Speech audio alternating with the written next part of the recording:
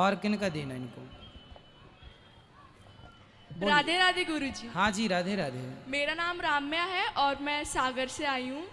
मेरा प्रश्न ये है कि भाग्य पूर्व से निर्धारित रहता है या हम जो कर्म करते हैं उनसे बनता है? हाँ, जो हमने पिछले जन्म में कर्म किए थे वो पिछले जन्म का कर्म इस जन्म में आज हमारा भाग्य है। जो आज करेंगे वो आगे भाग्य बनेगा हमारा। अभी 4 महीने पहले किसानों ने गेहूं बोई थी तो अब गेहूं कटने लग गई है, अब गेहूं आएगी, है ना। अब बारिश आएगी तो धान बोएंगे, तब धान की फसल बाद में आएगी। कहने का अर्थ ये है, श्रेष्ठ है कर्म। आपने जो अच्छा किया, बुरा किया, जो आपने किया है वही भाई आपने अच्छा एग्ज़ाम दिया है, कर्म अच्छा किया, 100 के 100 नंबर का आपने एग्ज़ाम दिया और सही लिखा है। तो जब कर्म अच्छा किया है तो भाग्य में नंबर भी 100 ही आएंगे। कर्म बिगड़ेगा तो नंबर भी बिगड़ेंगे।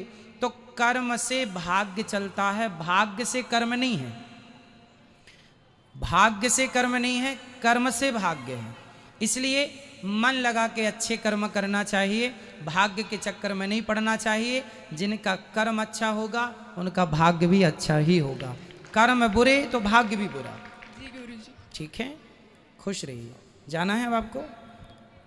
चलिए, खुश रहो बेटा, खुश रहो। जाओ। राधे राधे गुरुजी। जी राधे राधे।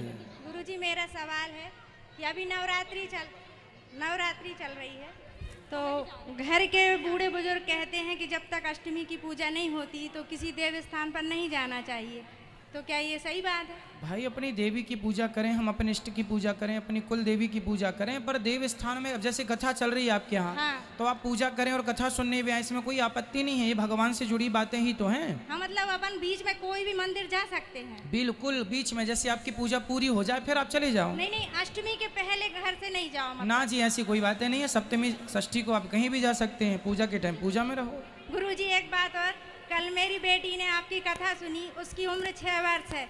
घर पे जाके उसने एक तांबे के लोटे में जल भरा और थाली लेकर आ गई। बोलने लगी, मम्मा मैं आपके पैर धुलाऊंगी। मैंने कहा क्यों? बोलने लगी, गुरुजी ने कहा है कि माँ की सेवा करना चाहिए।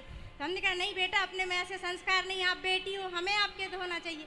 बोलने लगी, गुरुजी ने कहा ही नहीं है कन्याओं को, वो ये बोला है कि सबको करना चाहिए अपनी माँ की सेवा। हाँ हाँ, माँ मतलब बहुओं के लिए, बेटियों के लिए सासू माँ। जी, वो मतलब मुझे इतनी खुशी हुई कि इतनी छोटी। हाँ, ये संस्कार तो संस्कार देने से बनेंगे। बिल्कुल सत्य है, ये संस्कार है, परिवर्तन होगा। जी राधे राधे गुरुजी। खुश रहिए। मैं बात करूंगी। राधे राधे गुरुजी। जी राधे राधे। कैसे हैं आप?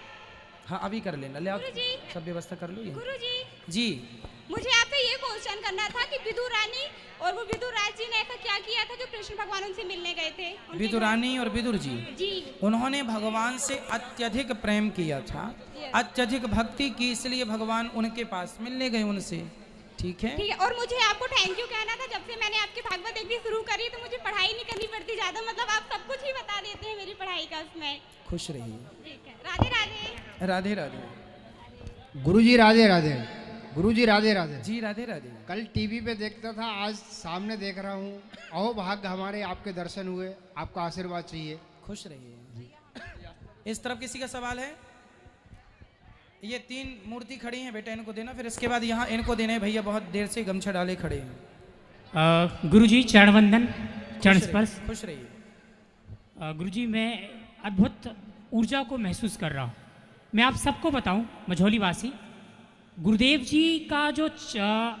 जी जो अभी भारतवर्ष में आपको बता दूं 5.65 के समथिंग, यानी 1 मिलियन, यानी होता है 10 लाख। मतलब आप सोचिए 55 लाख के ऊपर सब्सक्राइबर हैं और पूरे भारत देश में, मैं कहूँ पूरे विश्व में गुरुदेव जी नंबर 1 पे आ रहे हैं।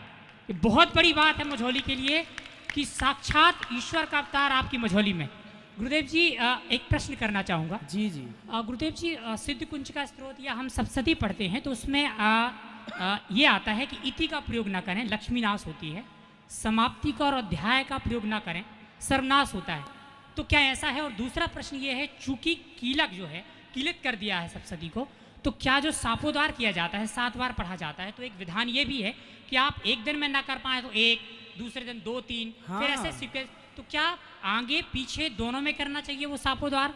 और ये क्या सही है कि इति समाप्ति अध्याय का प्रयोग ना करें। ना, भीष्म पितामह ने जब भगवान की स्तुति की जी। तो उन्होंने अपनी स्तुति भगवान से इति से प्रारंभ की। इति मति रूप कल्पिता वितृष्णा भगवते सात्वत पुंगवे विभूमनि। इति का अर्थ होता है पूर्ण। तो इति बोलने से ये है कि प्रभु आपकी स्तुति हम अब कर रहे हैं, आपके आगे, आपके सामने इस धरती पर अब कुछ बचा नहीं, सब अंत है आपके आगे।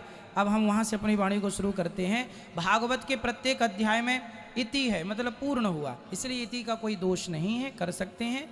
1 दिन 2 दिन में 7 दिन में पूरा कर सकते हैं। और यदि आपने पूर्ण दुर्गा सप्तशती का पाठ किया है और कुंजिका स्तोत्र का पाठ नहीं किया तो भी कोई दोष नहीं है। और आपने दुर्गा सप्तशती का पाठ नहीं किया, केवल कुंजिका स्तोत्र का पाठ किया, तो भी पूर्ण दुर्गा सप्तशती पाठ करने का उसका फल प्राप्त होता है।